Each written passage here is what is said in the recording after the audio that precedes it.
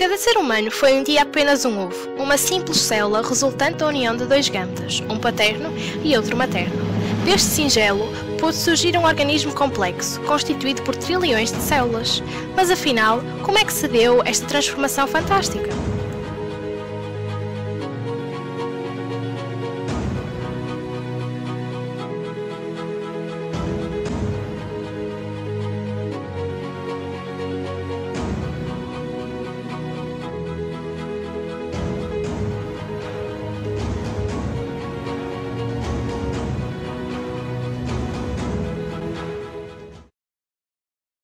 A divisão celular é necessária ao crescimento, maturação e manutenção dos tecidos de qualquer organismo.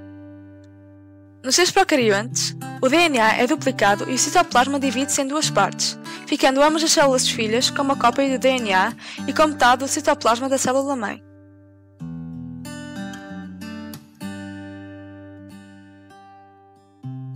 Relativamente aos seres eucariontes, o referido processo é bem mais complexo. Nos seres eucariontes, o ciclo celular é composto por duas fases, a interfase e a fase mitótica.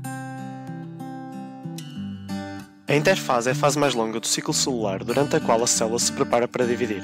Esta corresponde ao período compreendido entre o fim da divisão celular anterior e a divisão celular seguinte. Esta fase é constituída por três períodos, o período G1, S e G2. No período G1, também chamado pós-mitótico, a célula passa por uma intensa atividade de síntese, sendo produzidas moléculas de DNA, proteínas, lípidos e glícidos, bem como organelos celulares. Nesta fase, verifica-se o crescimento celular e a duplicação de organelos, essenciais para as seguintes fases. No intervalo de tempo S, ocorre a replicação semiconservativa de DNA.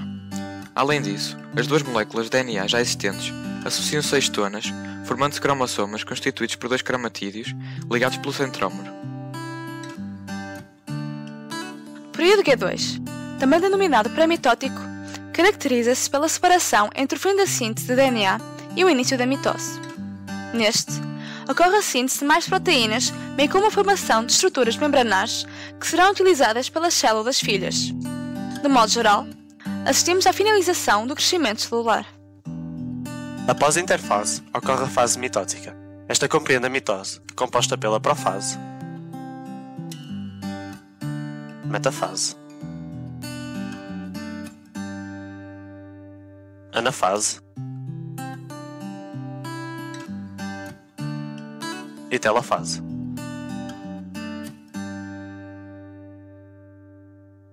Em seguida, ocorre a citocinese.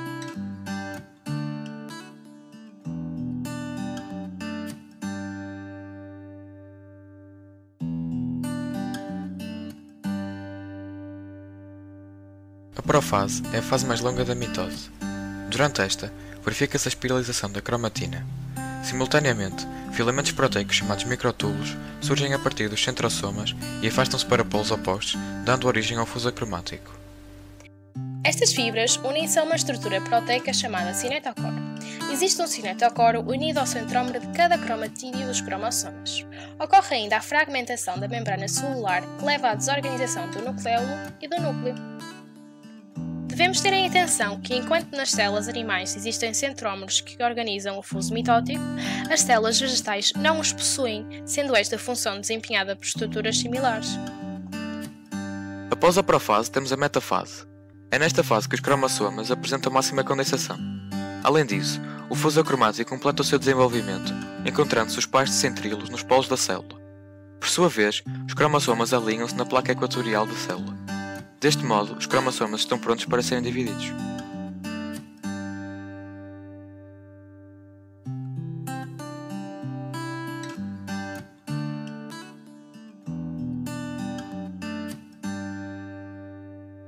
De seguida, temos a anafase.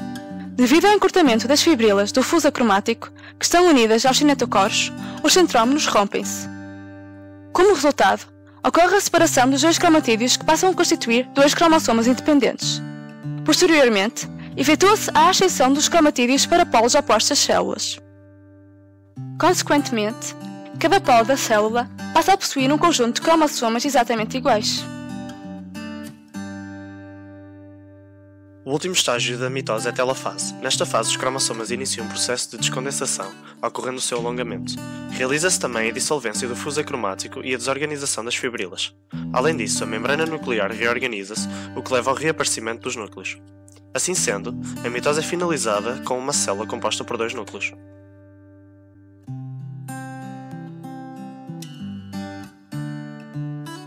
Ao longo da divisão celular, encontram-se presentes diversos mecanismos para assegurar que certas condições são garantidas, permitindo o seu sucesso.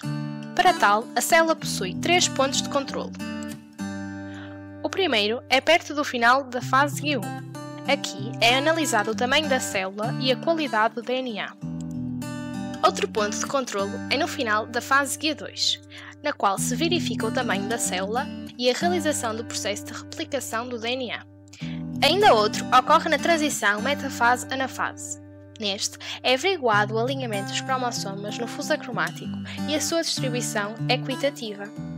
Se a célula detectar algum erro durante os pontos de controle, pode tentar resolvê-lo. Caso não seja possível, a célula efetua a apoptose, isto é, morte programada. De seguida, ocorre a fragmentação da célula em vesículas, de modo a ser facilmente fagocitada.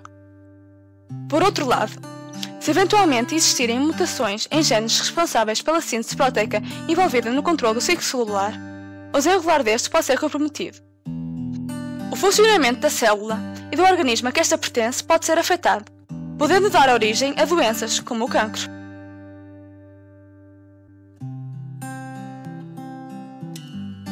Na citocinese, realiza-se a divisão do citoplasma, sucedendo ainda antes do término da telofase. Esta varia consoante o tipo de célula, animal ou vegetal. Nas células animais, decorre a formação de um anel contrátil, composto por filamentos proteicos na zona do plano equatorial. Este causa o estrangulamento do citoplasma, até que separem os 2 núcleos que irão constituir 2 células.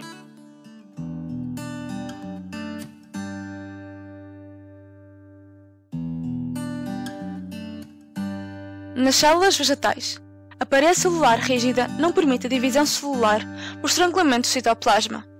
Como tal, constata-se a migração de vesículas golgianas para a zona do plano equatorial. Estas vesículas vão constituir a placa celular. Esta continua a crescer até atingir as extremidades da célula.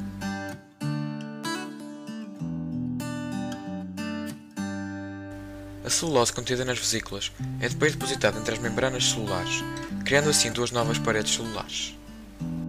A nova parede celular funde-se com a membrana plasmática da célula inicial, passando a existir 2 células distintas. As 2 novas células estão agora prontas para crescer e desempenhar funções especializadas.